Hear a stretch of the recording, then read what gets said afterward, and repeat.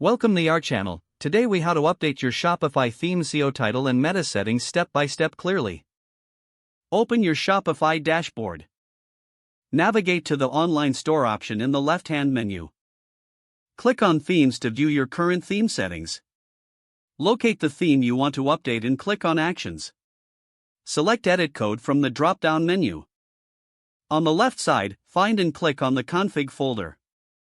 Open the settings_data.json file. Scroll down to locate the meta section of the file. Identify the SEO title field. Replace the existing text with your desired SEO title. Next, find the meta description field.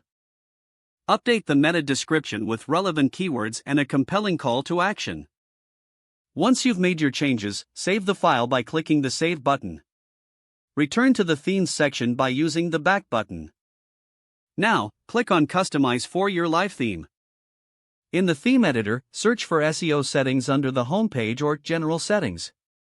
Make any additional adjustments to SEO titles. When you're satisfied with your changes, click Save.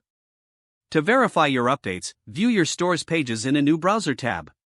Check that the new SEO title and meta description appear correctly. You have successfully updated your Shopify theme's SEO title and meta settings. If the page does not load, refresh the browser or try again in a private or incognito window.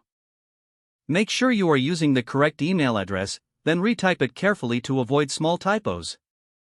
If your password is not accepted, use the reset option and create a new strong password you can remember.